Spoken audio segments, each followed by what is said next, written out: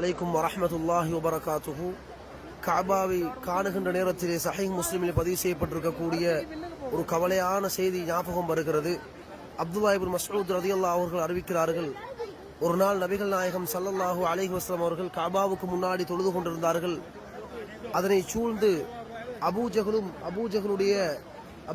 சார்ந்தவர்களும் கஅபாவை சூழ்ந்து இருந்தார்கள். நபிகள் நாயகம் ஸல்லல்லாஹு அலைஹி வஸல்லம் அவர்கள் தொழுவதை பார்த்து கொண்டு அந்த நேரத்திலே அபூஜஹல் அங்குள்ள மக்களை பார்த்து சொன்னான், நேற்றைய தினம் இந்த இடத்தில் ஒரு ஒட்டகம் அறுக்கப்பட்டிருக்கிறது. அந்த ஒட்டகத்தினுடைய அழகிய குடலை கொண்டு வந்து யாருக்கு முஹம்மதுடைய மேனியிலே போட முடியும் என்று கேட்கிறார்.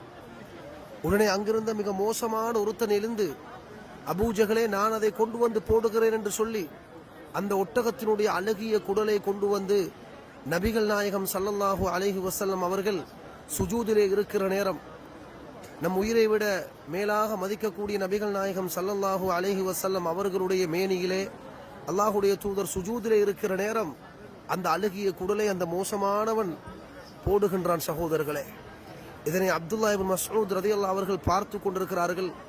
அவர்கள் சொல்கிறார்கள், அபூஜஹலும் அபூஜஹலை சார்ந்தவர்களும் இருக்கின்ற அந்த இடத்திலே என்னால் போய் நபியுடைய மேனியிலே இருந்த அந்த அழகிய குடலை எடுத்துவிட முடியவில்லை, என்னால் அதற்கு சக்தி இருக்கவில்லை.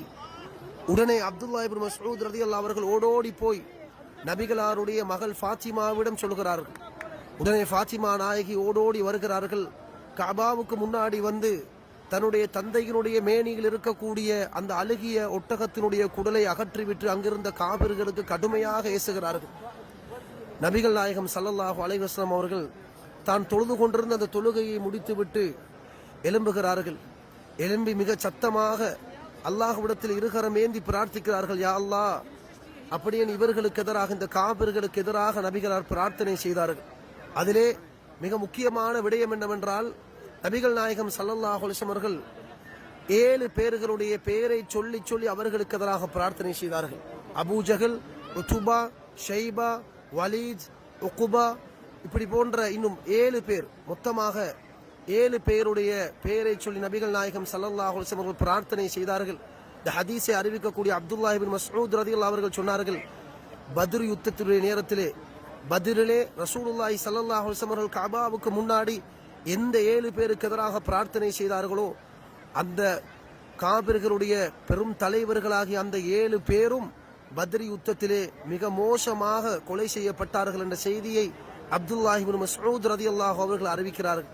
அன்புக்குரிய சகோதரர்களே, இன்றைக்கு நாங்கள் வருகிறோம், கஅபாவுக்கு முன்னாடி வந்து நாங்கள் எந்த விதமான கஷ்டமும் இல்லாமல் தவாப் செய்கிறோம். இந்த கஅபாவை பார்த்து நாங்கள் ஆச்சரியப்படுகிறோம். இதற்கு முன்னாடி நிம்மதியாக நாங்கள் வணக்கங்களில் ஈடுபடுகிறோம் என்றால் இது சாதாரண ஒரு தியாகத்துக்கு பின்னாடி வந்த ஒரு விடயம் அல்ல.